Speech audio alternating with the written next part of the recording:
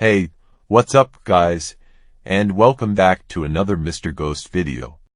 Sit back, relax, and if you're new here, don't forget to subscribe.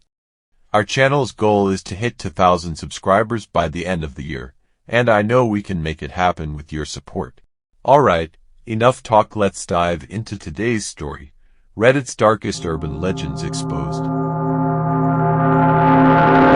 I had lost my recently job working at a local supermarket, which had led to me losing my apartment that I had been living in. It was unfortunate, but luckily I had enough money to keep me off of the streets and hopefully land me into a small apartment that was cheaper than what I had been paying for on my previous apartment. I was able to find one in a shadier part of town, but I didn't really have many choices. It was either rent out the apartment or live in my car for however long it took to buy an apartment somewhere else. I walked up to the door that seemed like it was supposed to be locked until someone buzzed me in, but as I went to the button was gone with a note saying, "Pull door, buzzer is broken. Thank you, Mr. Jefferson." The note looked like it was older, looking slightly torn at the edges with the appearance of water damage and multiple layers of tape placed on top of one another to keep it on the buzzer. As I walked into the building, the smell of mold hit my nostrils with the flickering of lights above me and dust coating the bottom layers of the dirty layers of yellow paint. There were elevators in front of me that both read, "Sorry, out of order. Please use stairs at the end of each hallway. Thank you, Mr. Jefferson." I looked around the small lobby, then down both of the hallways, each having 3 doors on each side with apartment room numbers. Where the number should have been on room 1 read office, with the sign on the door that said please knock. I proceeded to knock on the door and heard an older gentleman say come in. I went into the room and was asked, "Can I help you?" by a white man with wrinkled skin and a bald head. I got to talking to a man who revealed himself to be Mr. Jefferson, and we made a contract on me renting out an apartment for a year and the talks of renewing my lease near the end of the year. I shook Mr. Jefferson's hand, grabbed my key, and began transferring my stuff to my new apartment. I was living in this apartment building for a month and had rarely seen new people move in here. I managed to land a job at a gas station right down the road. The pay wasn't as well as my supermarket, but it kept me in my apartment. After my shift at the gas station, I walked to the apartment and to my surprise there was a man moving into the room directly next to me. I walked up to him and said, "Hey, my name's Steven and welcome to the building. It's not as bad as it seems as long as you clean it up a bit." "Thank you, my name's Jordan. I look forward to living here." It was weird, some of his words didn't completely sync with his lip movements. Kind of like how you watch a movie that was translated into a different language. It also looked like he had to think of his name for a second, as if he came up with it on the spot. I brushed it off as me just being tired from work. I walked back to my apartment to let him get settled in, and proceeded to fall asleep. I woke up the next morning, cooked me some breakfast, and took the trash out. As I was walking downstairs, I heard a beating and squelching coming from Jordan's room. Once I dumped the trash and was walking back to my room, I saw another resident of the apartment, known as Ms. Smith, exit from Jordan's apartment wearing her pajamas. I greeted her, not questioning what they were doing together, as it was none of my business.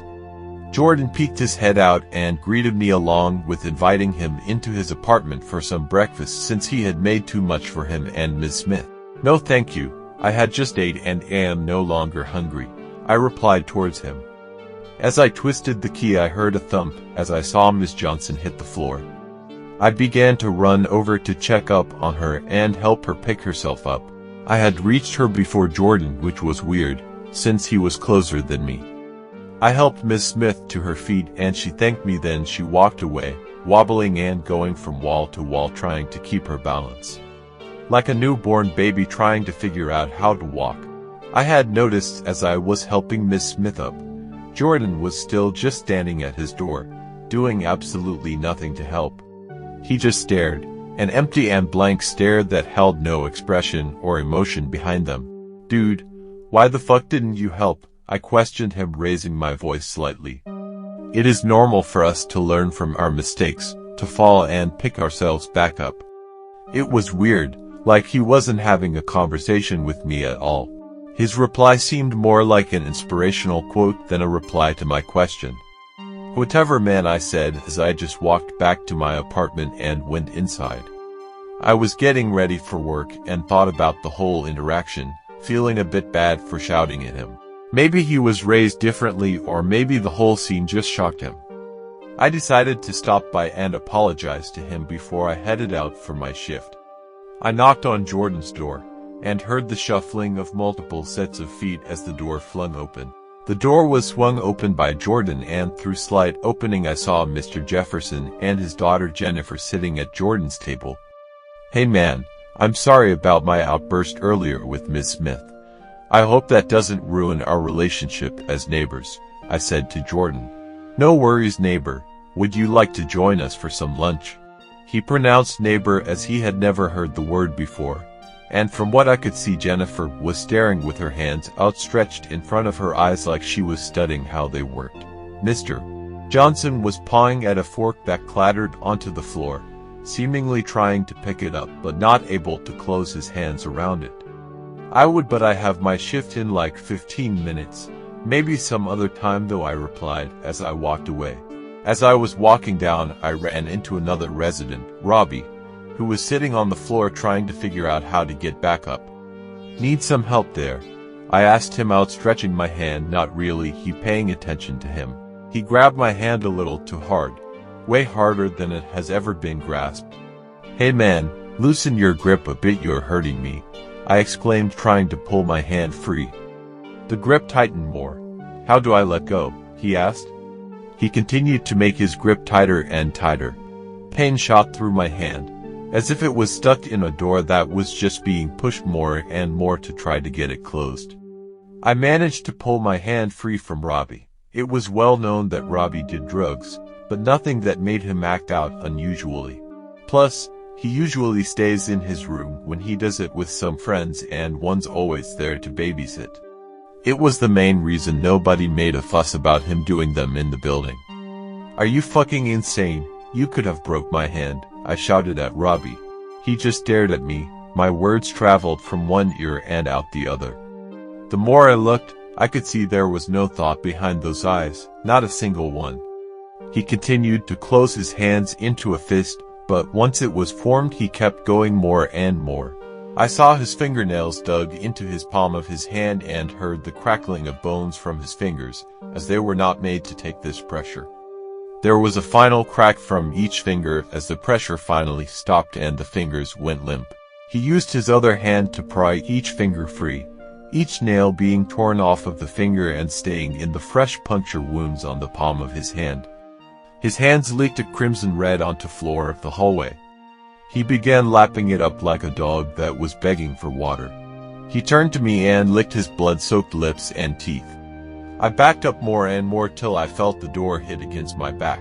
I quickly turned around and bolted out down the stairs and out the door, arrived at work and put an ice pack that was stored in the store's fridge and sat down in the break room. I stared at the wall, contemplating if I should notify law enforcement. His injuries looked pretty bad, but he also didn't seem to mind them that much. Was it because of whatever he was on? If I called law enforcement, he could get in trouble for possession. Maybe I shouldn't tell them. I'm sure he'll be fine. As I was thinking, my manager walked in and said, "You good? You came in looking distressed and your hand looked a bit swollen." I replied, "Yeah, had a bit of a run-in with the junkie on the way here that grabbed my hand a bit too hard. I should be good though." After the swelling went down, I proceeded with my shift, not quite forgetting the whole run-in with Robbie. As the shift came to an end, my manager approached me. "Are you going to be good getting home by yourself? I'm on the way and can walk with you if that'd be better." I had noticed my manager had a favoritism for me, figured he just had a bit of a crush. It made me uncomfortable when he stared at me sometimes while working, but I was so thrown off with the encounter with Robbie that I accepted his offer. He walked me up to my room and I thanked him, as he stood there awkwardly, seeming like he was expecting an invite in. That's when I heard Jordan's door open and he peeked his head out. "Hey," I made a bit too much to eat for dinner. Would you like to come in for a bite? I was going to turn down the offer, but remembered the previous encounter and how I've turned down his previous offers. Sure, I replied as I brushed past my manager and walked towards Jordan's apartment. I'm not one to turn down free food, my manager said, trailing behind me. As we entered the room, my nostrils were attacked by a horrid smell that I couldn't quite place my hand on. There was also bare minimum in the room.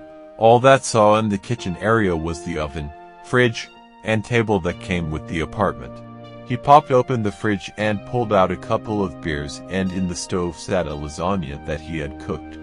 Feel free to dig in, and here's something to wash it down with, he said, handing me and my manager the beers.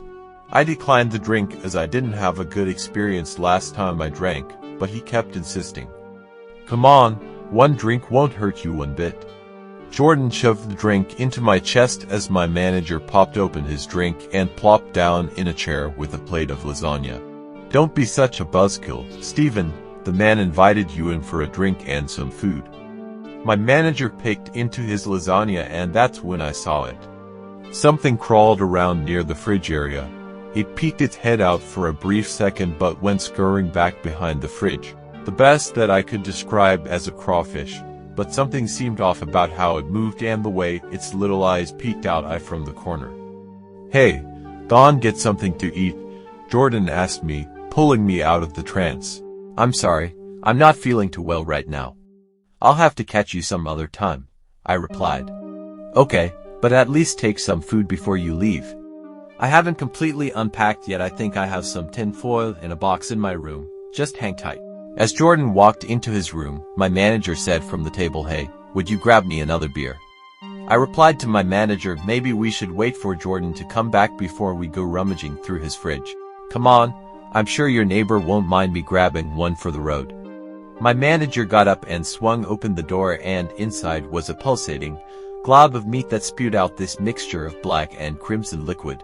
The liquid slid out of the fridge and began seeping onto the floor of his kitchen.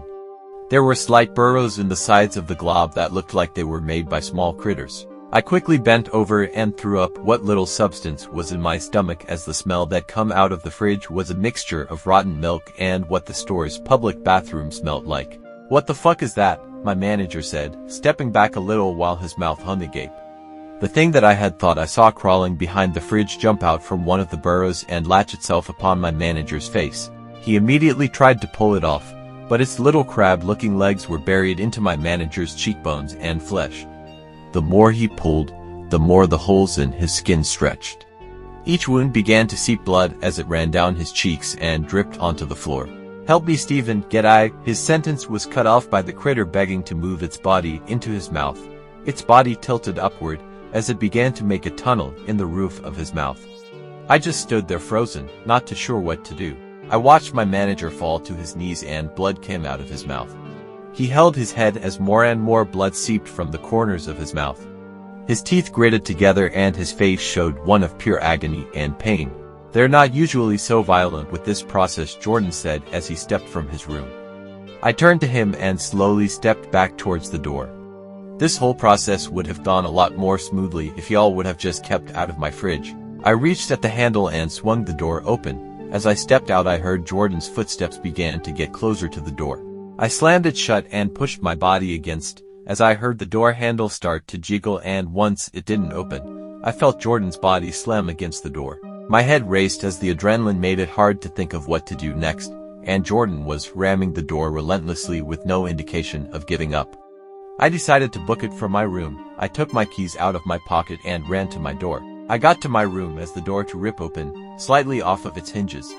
He turned and saw me as I slid the key into my lock and quickly opened my door. Jordan began sprinting towards me as I slipped in and slammed the door behind me. I looked around my apartment and decided to push my table against my door for extra weight. I struggled to push it, hearing a pounding noise coming from the outside. I backed away from the door, hearing the wood slowly crack in certain spots on the door. The pounding became more and more violent until Jordan's fist came crashing through the door. As it crashed through the door, it went limp on the wrist and just hung there, dripping from the knuckles and wrist down to my floor. I watched him scrape the skin off of his hand as he pulled it back through the splintered hole in the door. As he was struggling to free himself, I ran to my bedroom to grab a bat I had sitting in my closet. I heard the table's legs start to scoot across the tile on my floor and knew he was able to get in. I readied my bat in my hands, shaking as I knew what was waiting for me. Jordan made his way into my bedroom, and once he made eye contact, he lunged at me like a feral animal, and that's when I swung. The momentum of the bat along with Jordan flying through the air was enough to send him barreling into the door. The bat snapped into as it was cheap, old, and had been left outside in the rain a couple of times when I was younger. Jordan slowly got up with splinters littered down the side of his face, and he tabled me to the ground. He mounted on top of me and pressed his hands into my mouth, begging to pry it open with his usable hand as his jaw unhinged and his eyes rolled back. I saw the creature peer out of his mouth with its 4 little emerald, glowing eyes. The creature slowly moved towards my mouth. I tried to push Jordan off, but he slammed my head down on the floor of my apartment. I reached around in a daze and managed to grab a piece of wood from the bat. I jammed it into Jordan's mouth, hoping to hit the creature that seemed to be piloting his body. As it made contact, the blood from his mouth leaked onto my face and onto my hand.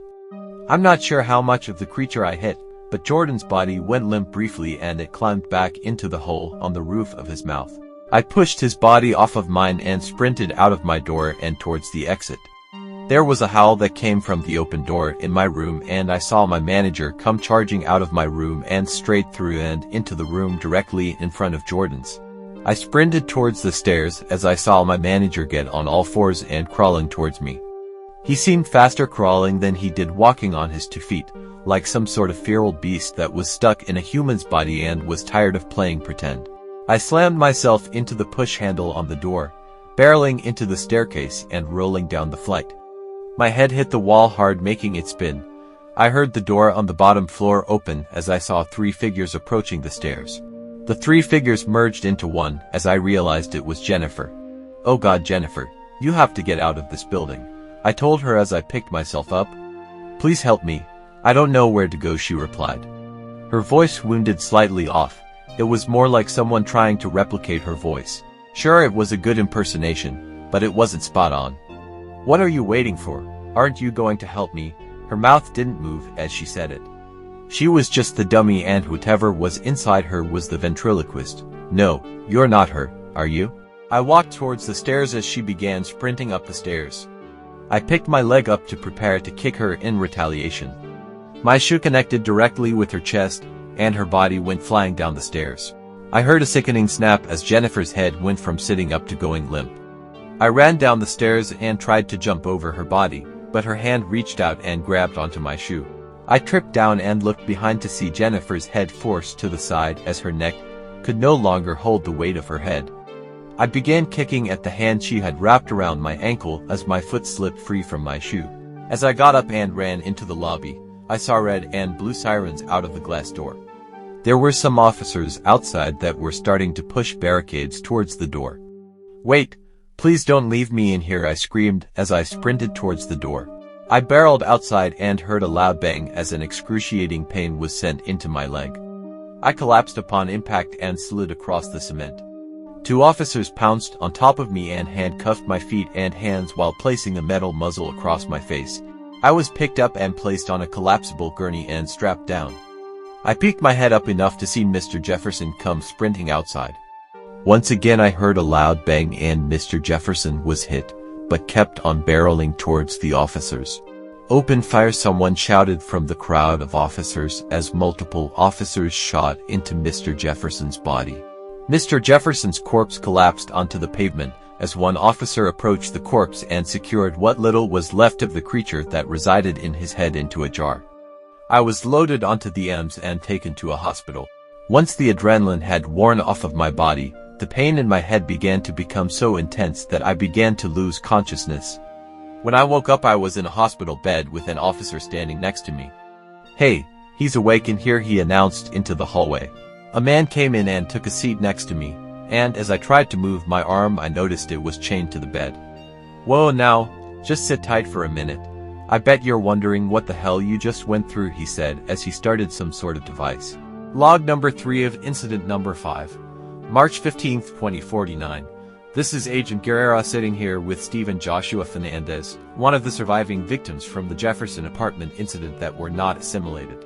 Mr. Fernandez, you were found on Stacy Street after one of the officers shot you in the leg with a rubber bullet.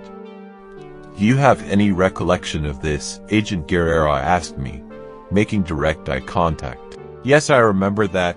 May I ask what exactly is going on and who you are? Please, Mr. Fernandez, I will let you ask all the questions you want once the interview is over. Until then, please answer the questions to the best of your knowledge. Now, did you come into contact with any of the assimilated residents inside of Jefferson Apartments? Yes, I was attacked by my neighbor named Jordan after he invited me and my manager into his apartment. Something latched onto my manager's face, and after that everything just went to shit. I had to fight off Jordan in my own home. Jennifer attacked me on the staircase after trying to convince me she wasn't one of them. Mr. Jefferson himself chased me out. Mr. Fernandez, did you see any weird signs with you neighbors leading up to the incident? Well, my neighbor Robbie was acting a bit off once I went to work, but he's usually high, so I just figured he was having a bad trip. There were some other times where they were a little off, but nothing too crazy. Mr. Fernandez, did you ever make contact with one of parasites? No. Jordan almost put one into my mouth, but I managed to fight it off. This will conclude this interview with Stephen Joshua Fernandez. He spoke into the device, then directing his attention to me. Okay, since you've cooperated with me, I can tell you what details I'm allowed to. The residents in your apartment were taken over by a parasite that's being used as the host to try to blend in with others. When they start off, they don't know how to quite operate, but over time, they learn how to blend in more and more. Kind of like a newborn learning to walk and talk. They turn off the host pain receptors and seems to enhance the human strength and stamina. Removing the parasite doesn't bring you back either. It just makes you a corpse. This Jordan you came in contact with was actually Rudy Hernandez, who was one of the 5 that first came in contact with these parasites. He got out of his chair and walked towards the door. You tell anyone about your experiences here, and we will find you. There will be an announcement about them when we get it under control. Then you can talk about it with your folks. He walked out of the room, and I was forced to sit there with nothing but my thoughts. It's been about 8 months since the whole ordeal, and I'm still not too trusting of people. I've been in and out of mental facilities. A stutter of someone's words or a weird behavior is enough to set me into a panic attack. I just hope one day I can return to my normal state of mind.